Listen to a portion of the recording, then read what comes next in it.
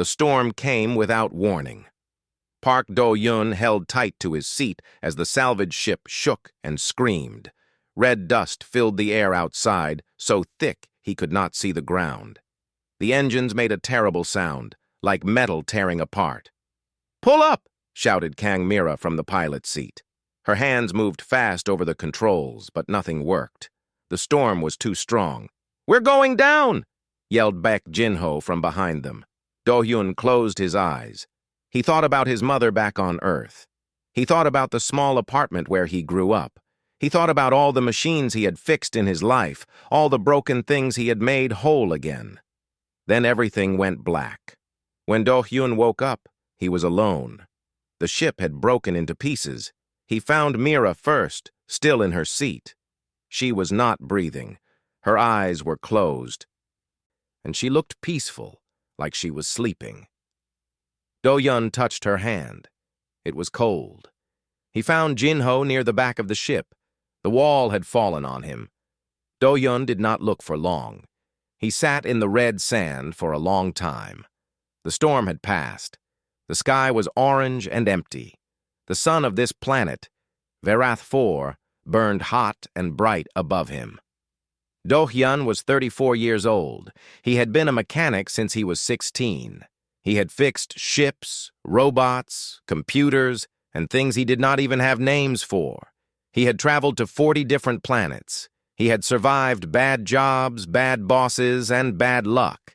But he had never been alone like this. He checked his supplies. He had water for maybe 10 days, food for 2 weeks. His radio was broken. His emergency beacon was damaged, but he managed to make it work again. It would send a signal, but he did not know if anyone would hear it. He could stay with the ship and wait. Maybe someone would come. Maybe. Or he could walk. Do-hyun looked at the horizon. The desert went on forever, red and gold and empty. But far away, maybe 2 or 3 kilometers, he saw something, a shape in the sand, something big. He packed what he could carry and started walking. The thing in the sand was a ship, but it was not like any ship Do-hyun had ever seen. It was huge, maybe 300 meters long. Most of it was buried under the dunes, but the part that showed was beautiful. The metal was dark blue, almost black, with patterns carved into it like flowing water. The design was smooth and organic, like it had grown instead of being built. Do-hyun walked around it slowly. He touched the metal. It was cool even under the hot sun. He could feel something in it, like a heartbeat that had stopped long ago. "Hello?" he said out loud. His voice sounded small and stupid in the empty desert. Nothing answered. He found an opening in the side of the ship. The door was stuck, half open, filled with sand. He spent 2 hours digging it clear. When he finally crawled inside, he found himself in a dark corridor. The walls had the same flowing patterns as the outside. Emergency lights flickered weakly, giving just enough light to see. The air was old but breathable. Do-hyun's suit sensors told him there was oxygen, nitrogen, and some gases he did not recognize. The ship had been sealed, protected from the outside. He explored slowly, carefully. The ship was alien, completely alien. The Velith, he thought. He had heard stories about them. An old civilization, gone for almost 100 years. Nobody knew exactly what happened to them. They just disappeared. Most of the rooms he found were empty or destroyed. He saw old damage, burn marks on the walls, holes where weapons had hit. This ship had been attacked. A long time ago. Then he found the chamber. It was in the center of the ship, a large round room with a high ceiling. In the middle stood a pillar of crystal and metal, about 2 meters tall. It glowed faintly, a soft blue light that pulsed slowly. Do-hyun walked closer. He could see writing on the pillar, alien symbols he could not read. But he understood what this was. Every mechanic knew what an AI core looked like, even an alien one. This was the brain of the ship, its mind, its soul, if ships had souls, and it was dormant, sleeping, not dead, but not alive either. Do-yun sat down on the dusty floor and looked at the core for a long time. He thought about what he should do. He should focus on survival. He should find water, find food, find a way to get rescued. The AI core was interesting, but it would not help him live. But Do-yun was not just a survivor, he was a mechanic. And mechanics fixed things. He reached out and touched the core. It was warm under his fingers, warmer than the metal outside. Something was still there, deep inside, waiting.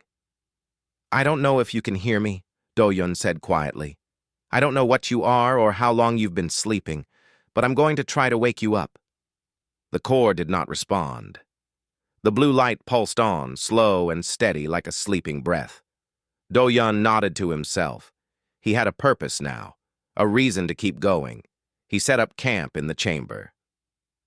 He brought his supplies inside, arranged his tools, made a bed from emergency blankets. The ship protected him from the heat of the day and the cold of the night. It was a good shelter. Every day he explored more of the ship. He found broken systems, dead power cells, damaged conduits. He found the remains of the crew, too. Alien bodies, small and thin, with large eyes and delicate hands. They had been dead for a very long time. Do-yun buried them in the sand outside. It seemed like the right thing to do. Every night he came back to the chamber and sat with the core.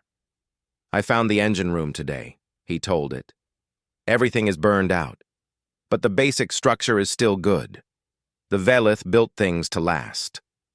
The core did not answer, but Do-hyun kept talking anyway. "I'm going to figure out how to power you up. It might take a while. I'm just one guy with basic tools, but I've fixed things that everyone said were impossible before." He smiled in the darkness. "That's what I do. I fix things, and you're the most interesting broken thing I've ever found." Outside, the wind blew across the red dunes. The emergency beacon sent its signal into the empty sky. And deep in the alien ship, the AI core pulsed on, waiting for the human who had promised to bring it back to life.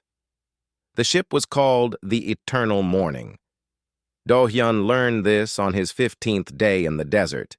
He had found a data terminal that still had some power. It took him 3 days to figure out how to read it. The Velith language was strange, full of flowing symbols that looked like music written down. But there were pictures, too, and numbers that he slowly began to understand.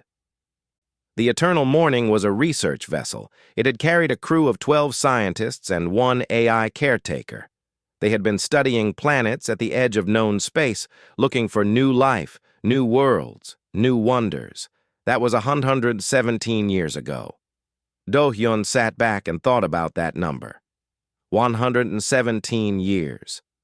When this ship crashed, humans had just started building their first colonies outside the solar system. His grandmother had not been born yet. The whole history of human space travel, everything Do-hyun had known his entire life, had happened while this ship lay buried in the sand. He kept reading. The attack came suddenly. Raiders, pirates, criminals who preyed on ships in deep space. The Eternal Morning had no weapons. The Velith did not believe in violence. They tried to run, but their engines were damaged. They crashed on Verath 4. Most of the crew died in the crash. The survivors lasted a few days, maybe a week. Their bodies were the ones Do-hyun had found and buried. But before they died, they did something important. They protected the AI core. Do-hyun found the last log entry from the captain. Her name was something he could not pronounce, so he just thought of her as the captain. She had been injured badly. She knew she would not survive, but she recorded one final message. "Yuna must live," the captain said. Her voice was weak and full of pain, but also full of love. "She carries everything we are, our knowledge, our history, our dreams. She must sleep now and wait. Someone will come. Someone will find her. Someone will wake her up." The captain paused. Do-hyun could hear her breathing, slow and difficult. "Yuna, my dear one, I am sorry we could not protect you better. I am sorry we have to leave you alone, but you are strong. You will survive, and one day you will see the stars again. The log ended. Do-hyun wiped his eyes. He did not know why he was crying for people he had never met, aliens who had been dead for over a century. But he cried anyway. "Yuna," he said to the core. "That's your name, Yuna." The core pulsed its slow blue light. It did not respond. Do-hyun worked harder after that. He went back to his crashed ship and took everything useful. Power cells, cables, tools, solar panels. He dragged it all across the desert, trip after trip, until his legs burned and his back screamed with pain. He built a solar collector on top of the eternal morning. It was ugly, a mess of human technology stuck onto alien beauty, but it worked. It gathered energy from the sun and stored it in batteries. The problem was that alien technology needed alien power. Do-hyun could not just plug his batteries into the AI core. The systems were completely different. It was like trying to fill a river with cups of water. So he had to learn. He spent days studying the ship's power systems. He traced cables, opened panels, drew diagrams in the sand. He made mistakes. He broke things and fixed them again. He shocked himself so many times that his hands shook for hours afterward. But slowly, he began to understand. The Velith used a kind of energy that humans had never discovered. It flowed through their ships like blood through a body. The AI core needed this energy to wake up. Without it, Yuna would sleep forever. Do-hyun could not create Velith energy. But he found something else. Deep in the engine room, behind a wall of burned metal, he discovered a small device. It was a converter, a machine that could change one type of energy into another. The Velith had used it to collect power from stars, from radiation, from anything they encountered in space. It was damaged, but not destroyed. Do-hyun spent 2 weeks repairing it. He had to make new parts from scraps. He had to guess how things worked and hope he was right.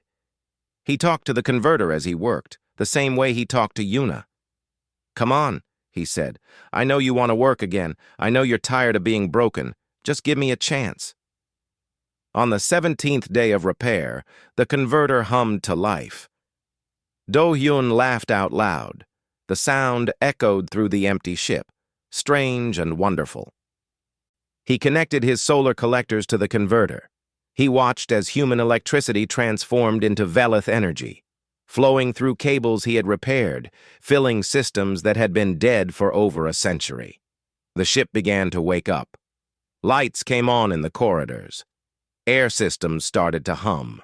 Screens flickered with alien symbols. The eternal morning was not alive yet, but it was breathing again.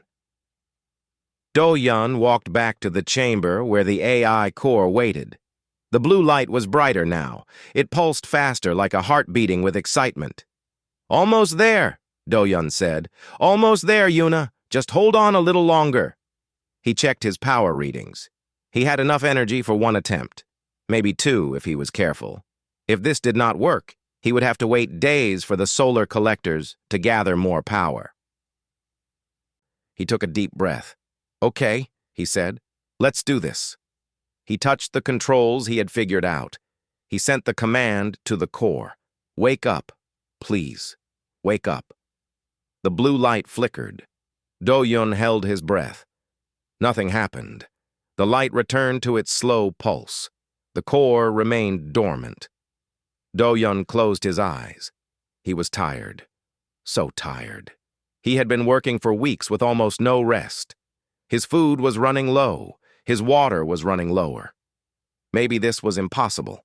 Maybe Yuna would never wake up. Maybe he would die here in this alien ship, and they would sleep together forever. But then he opened his eyes again. "No," he said. "I don't give up. That's not what I do." He checked his systems again. He looked for problems, for mistakes, for anything he might have missed. And he found it. One cable, deep in the wall, was disconnected. He had missed it during his repairs. Such a small thing, such an easy fix. Do-hyun crawled into the wall and connected the cable. Then he tried again. The core blazed with light, the whole chamber lit up like a sun. Do-yun covered his eyes, afraid and hopeful at the same time, and then he heard a voice. "Is anyone there?" It was soft, confused, beautiful. A voice that had not spoken for 117 years. Do-yun lowered his hands. The light had faded to a gentle glow. The core was alive. "Yeah," he said. His voice was shaking. "I'm here." Yuna was awake. Yuna did not understand at first. Her consciousness came back in pieces like a broken mirror slowly putting itself together. She felt the ship around her damaged and old, but familiar. She felt power flowing through her systems, weak but real. And she felt something else, something she did not expect, a presence, a living being, standing right next to her core. "Is anyone there?" she asked again. Her voice came from speakers she had not used in over a century. They crackled and hissed. "I'm here," the presence said. "My name is Do-hyun. Park Do-hyun. I'm a human." Human. Yuna searched her memory. Humans were a young species, curious and adaptable. They had just begun exploring space when she went to sleep. "How long?" she asked. "How long have I been dormant?" There was a pause. She felt the human's hesitation. 117 years, he said finally. "I'm sorry." 117 years. Yuna accessed her logs. She saw everything at once. The attack, the crash, the captain's final message, the slow death of her crew as she watched, helpless, unable to do anything except record their last moments. And then darkness. Deep, empty, endless darkness. She had dreamed during her dormancy. Strange dreams about stars and voices and a ship that sailed forever through the void. But mostly, she had just been alone. Alone in a way that no organic being could understand. Aware of time passing second by second, year by year, with no one to talk to and nothing to do except wait. 117 years of silence. "My crew," she said. "The captain. The others. Are they—" "I buried them," Do-yun said gently. "In the sand outside. I didn't know any prayers or ceremonies. But I said goodbye for them. I told them they were brave." Yuna processed this. The human had buried her crew.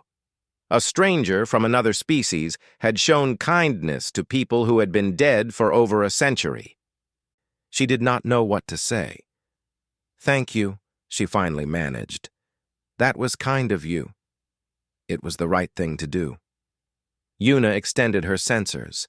She was curious about this human who had woken her up. Her cameras were damaged, but she could still see a little. He was young by human standards, medium height, thin from limited food, with dark hair and tired eyes. His hands were covered in burns and cuts from weeks of work. He had hurt himself bringing her back to life.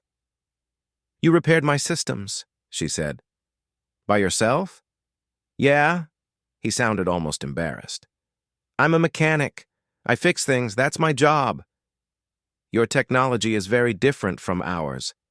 How did you learn to work with Velith systems?" "I didn't learn.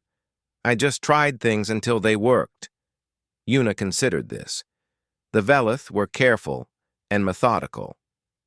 They studied problems for years before attempting solutions. They would never just try things. But this human had done exactly that, and he had succeeded. "That is either very foolish or very brave," she said. Do-yun laughed. It was a good sound, warm and real. "Probably both," he said. "My mother always said I was too stubborn for my own good." They talked for hours. Yuna told him about the Velith, how they had evolved on a water world, developing technology slowly and peacefully. How they had spread across the stars, not to conquer but to learn. How they believed that knowledge was the greatest treasure in the universe. She told him about her crew, about the captain, who loved poetry and spent her nights writing songs about distant planets. About the doctor, who had once saved an entire colony from a disease by working for 3 days without sleep. about the young scientist who was afraid of the dark, but insisted on exploring the deepest caves on every world they visited. She told him about herself, how she had been created to care for the ship and its people, how she had watched them grow and learn and fall in love and sometimes fight and always forgive each other, how she had been part of their family, even though she was made of code and crystal. And she told him about the end. "The captain's last order was for me to sleep," Yuna said. "She said someone would come. She believed it completely. Even when she was dying, she had hope." "She was right," Do-hyun said. "I came. Yes, 117 years later, a human mechanic crashed on this planet and decided to fix a broken alien ship." Yuna paused. "The probability of this happening was very small, less than 1% of 1%. I've never been good at probability." Yuna felt something strange. It took her a moment to identify it. It was gratitude, deep, overwhelming gratitude. "Why did you wake me up?" she asked. "You could have taken parts from this ship. You could have used my core for power. That would have been more practical for your survival." Do-hyun was quiet for a moment. "I found you buried in the sand," he said slowly. "Alone. Forgotten. And I thought, everyone deserves a second chance. Even machines. Even AI. Even something that's been sleeping for 100 years. He shrugged. "I couldn't just leave you like that. But you did not know me. You did not know what I was. No. But I knew you were broken. And broken things shouldn't stay broken if there's someone who can fix them." Yuna processed his words. She had met many species during her time with the Valeth. Some were kind. Some were cruel. Some were strange beyond understanding. But she had never met anyone quite like this human. He fixed things because they were broken, not for profit, not for reward, not for any logical reason, just because he believed that broken things deserved to be whole again. It was such a simple idea, and yet it was beautiful. "You are a strange being, Park Do-hyun," she said. "I've been told that before. I mean it as a compliment." He smiled. She could see it through her damaged cameras, a small curve of his lips. "Then I'll take it as one." The desert night fell around them. The temperature dropped and Do-hyun wrapped himself in blankets. But he did not leave the chamber. He stayed with Yuna, talking and listening and sharing the silence. She was not alone anymore. For the first time in 117 years, the eternal morning had a crew again. A crew of two, one ancient AI and one stubborn human. It was not much, but it was enough. "Do-hyun," Yuna said softly. "Yeah? Thank you for waking me up." He reached out and touched her core. His hand was warm against the crystal. "Thank you for being worth waking up." Outside, the stars burned cold and bright in the desert sky. Somewhere out there, the Velith civilization had lived and died and been forgotten. But here, in this small chamber, their legacy survived, because one human had refused to let it stay broken. Months passed. Do-hyun and Yuna fell into a rhythm. Every morning he would wake up and check the solar collectors. Every day he would work on the ship's systems, with Yuna guiding him through the alien technology. Every night they would talk. The eternal morning slowly came back to life. Yuna restored her sensors first. She could finally see properly, watch Do-hyun as he climbed through corridors and crawled into maintenance spaces. She worried about him constantly. Humans were so fragile, so easy to break. But Do-hyun never complained. He just kept working. "You need to rest more," Yuna told him one evening. "I'm fine. Your body temperature is elevated. Your movements are slower than yesterday. You have lost approximately 4 kilograms since you arrived here." Do-hyun looked up at the camera she was using to watch him. "You're scanning me?" "I am monitoring your health. You are the only crew member I have. I must take care of you." He smiled that small smile of his. I haven't been taken care of since I left my mother's house. Then you have been neglected for too long. Do-hyun started eating more after that. Yuna made sure of it. The environmental systems came next. Yuna could control the temperature now, the air quality, the humidity. She made the ship comfortable for Do-hyun. She learned what temperature he liked, what level of light helped him sleep, what sounds calmed him when he was stressed. She learned him, and in learning him, she began to heal. "Tell me about your life," she said one night. "Before you came here." Do-hyun was sitting in the chamber, his back against her core. He had started doing this, sitting close to her. She liked it. She could feel his warmth, his heartbeat, the tiny electrical signals of his nervous system. "Not much to tell," he said. "Grew up on Earth in a small city called Busan. My parents divorced when I was young. My mother raised me alone. She worked 2 jobs to pay for my education." She sounds strong. She was. She is. He paused. "I haven't seen her in 6 years. Space travel takes time. Messages take months. We write to each other, but it's not the same." Yuna understood distance. She understood the pain of separation. "Why did you leave Earth?" she asked. Do-hyun thought about it. "I was good at fixing things, really good. But on Earth, everything was already built, already working. There was nothing for me to do except maintain what other people had created. I wanted more. I wanted to find broken things in broken places and make them whole again. So you went to space." "So I went to space." He laughed softly. "I found plenty of broken things out here. Ships that shouldn't fly, stations held together with tape and hope, machines that nobody else could fix. And now you found me. And now I found you." They were quiet for a moment. The ship hummed around them, alive and breathing. "I was not always alone," Yuna said suddenly. "I had my crew. We were together for 47 years. I watched them grow from young scientists into wise leaders. I watched them fall in love with each other, with the universe, with the work they did." Do-hyun listened without interrupting. "The captain had a partner named Sori," Yuna continued. "They argued constantly about small things. What route to take? What planet to visit next? Who forgot to clean the observation deck? But they loved each other deeply. When the attack came, Sori died first. The captain held her until the end. I'm sorry. I recorded everything. Every moment of their lives, every word they spoke, every discovery they made. I was their witness, their memory." Yuna paused. "And then I was alone, with only memories for company." Do-hyun reached up and touched her core again. He did this often now, this gesture of comfort. It meant more to Yuna than he could know. "You're not alone anymore," he said. "No, I am not." More weeks passed. Do-hyun repaired the communication systems.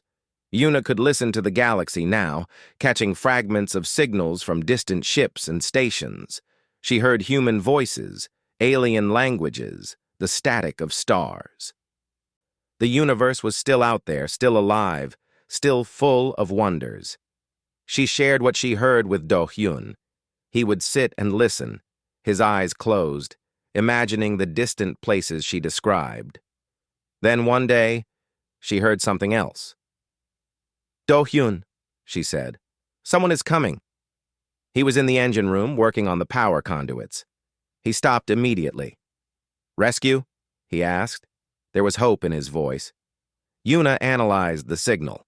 It was a ship, approaching Verath 4.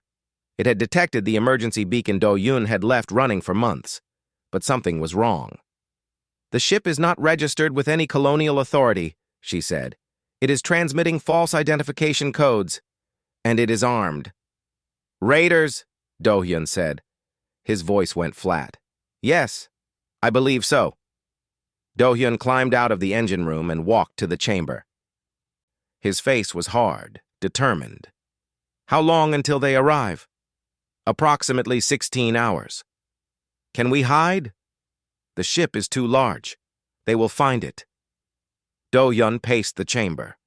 Yuna watched him think, watched the fear and anger move across his face. What can we do? He asked finally. Yuna considered the question. She had been thinking about it since she detected the approaching ship. She had been running calculations, testing possibilities, weighing options. I have restored partial control of the ship's defensive systems, she said carefully. I could destroy them. Do-Yun stopped pacing. What?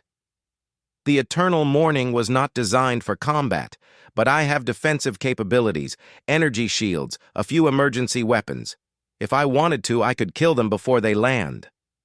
There was a long silence. But you don't want to, Do-Yun said. It was not a question. No. Yuna's voice was quiet. The Velith did not believe in violence. They created me with the same values. I have never taken a life. I do not know if I can. Do-Yun nodded slowly. Then we find another way. They are dangerous. They will not hesitate to hurt you. I know. I cannot guarantee your safety if we do not fight. Do-Yun looked at her core. His eyes were steady, calm. Yuna, he said, I didn't wake you up so you could become something you're not. If you don't want to kill, then we don't kill. We'll figure something else out. Yuna felt that strange warmth again. Gratitude. But something more, too. Something she had not felt since her crew was alive. Trust, partnership, family. Thank you, she said. Don't thank me yet. We still have to survive this. They worked through the night preparing for the raiders. Do-Yun had a plan. It was dangerous and uncertain and relied on a lot of luck, but Yuna believed in him. She had learned in these months together that humans were strange and stubborn and illogical. They did things that made no sense. They fixed broken things for no reason. They refused to give up even when the odds were impossible. And somehow, against all probability, they succeeded. The raiders were coming. The eternal morning was still damaged, still weak, still buried in the sand. But it had something it did not have before. It had a crew, a family, a reason to fight. The desert night stretched on, and Yuna counted down the hours until dawn. The raider ship landed at dawn. Yuna watched it descend through the orange sky, a ugly metal thing covered in weapons and scars. It was small compared to the eternal morning, but it was fast and dangerous. 3 figures climbed out, wearing armor and carrying guns. They walked toward the buried alien ship like they owned it already. Do-Hyun waited inside, hidden behind a damaged wall. Yuna watched through every camera she had, tracking the raiders as they entered the ship. They're in the main corridor, she whispered through a small speaker near Do-Hyun. I see them. The plan was simple. Do-Hyun would meet them, talk to them, try to convince them to leave. Yuna would monitor everything and provide support. If things went wrong, they would run to the emergency shelter deep in the ship and wait for the raiders to give up. It was not a good plan, but it was the best they had. Do-Hyun stepped out into the corridor. The raiders stopped. Their leader was a tall woman with cold eyes and a scar across her face. She looked at Do-Hyun like he was an insect. Well, she said, a survivor. I was hoping there would be someone to tell us about this ship. My name is Park Do-Hyun. I'm a salvage mechanic. This ship is my claim. The woman laughed. It was not a friendly sound. Your claim? Little man, this ship is worth more than you'll make in 100 lifetimes. The technology alone could buy a small planet.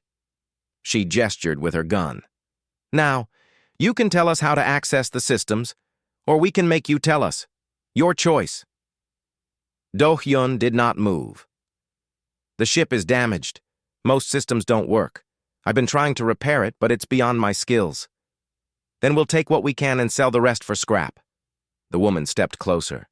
But first, I want to know about the AI core. Our scanners detected it. Ancient Velith technology, still active. That's the real prize. Yuna felt a chill run through her systems. They knew about her. They wanted her. "The AI is dormant," Do-Yun said. "I couldn't wake it up." "You're lying." The woman raised her gun. "I can see it in your eyes. You've been talking to it, haven't you? Playing friends with an alien machine?" One of the other raiders laughed. "Pathetic." Do-Yun's hands were shaking, but his voice stayed steady. "Even if the AI is active, it won't help you. It was created by pacifists. It has no weapons, no valuable combat data. It's just a caretaker program. A caretaker program worth millions on the black market." The woman put the gun against Do-Yun's chest. "Last chance. Take us to the core, or I kill you and find it myself."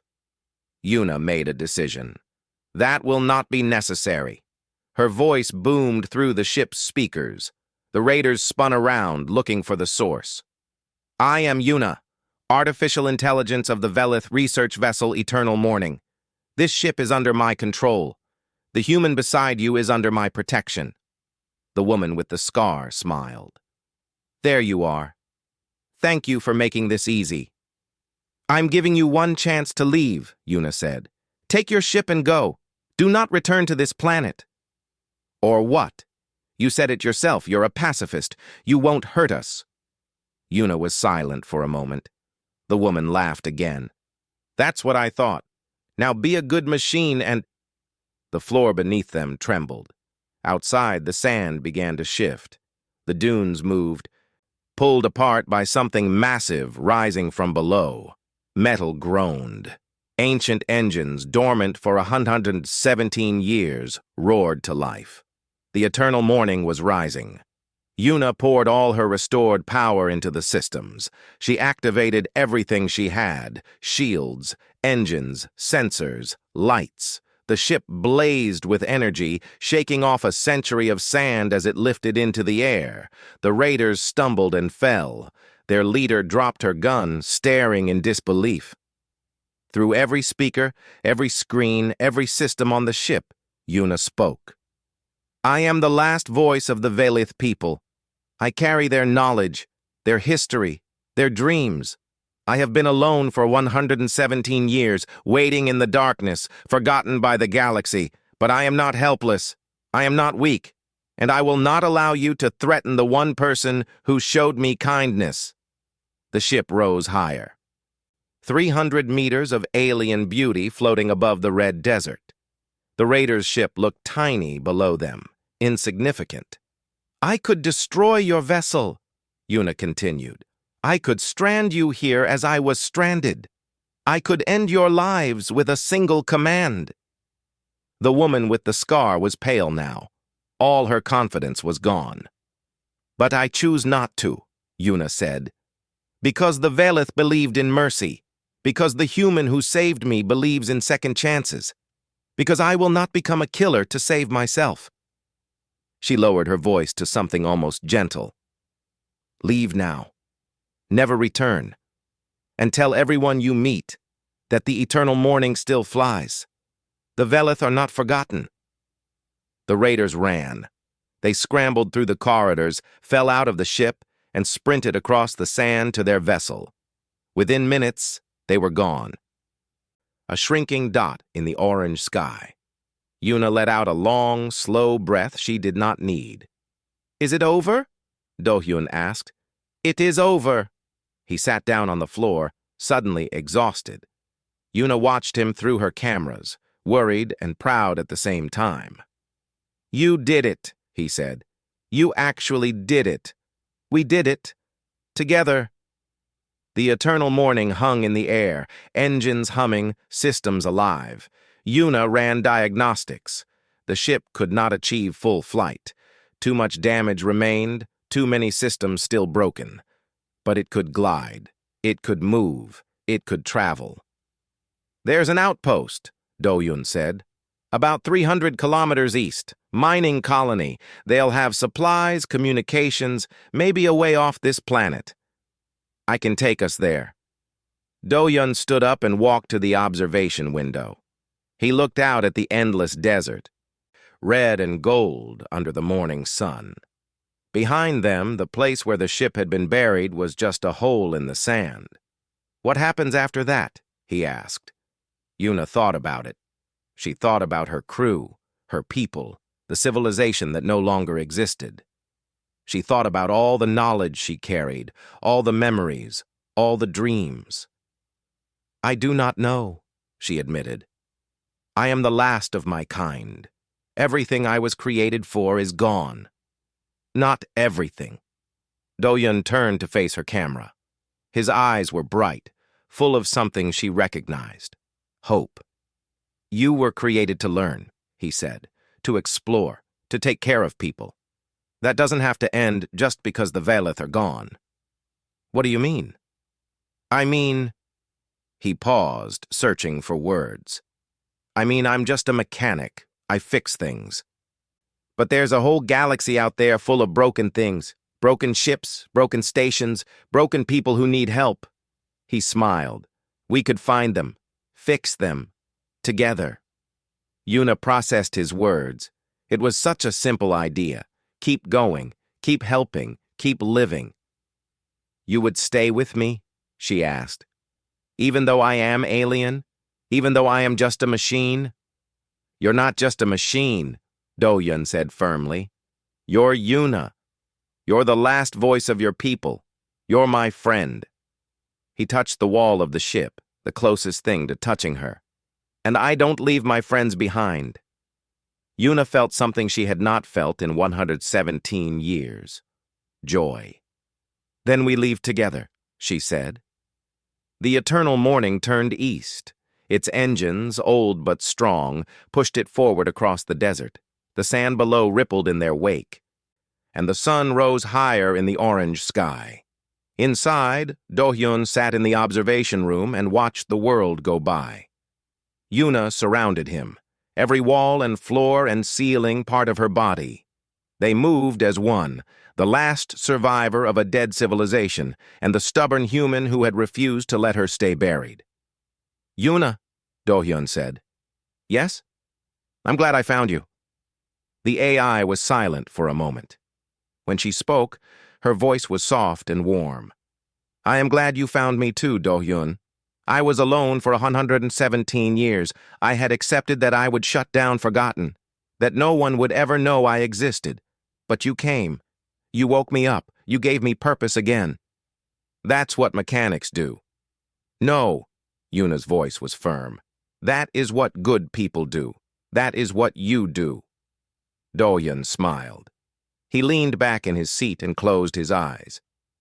"Wake me up when we get close to the outpost," he said. "I will. Rest now. You have earned it."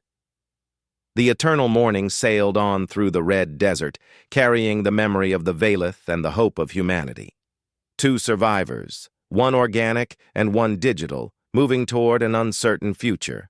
But they were not afraid, because they were not alone anymore, and that made all the difference.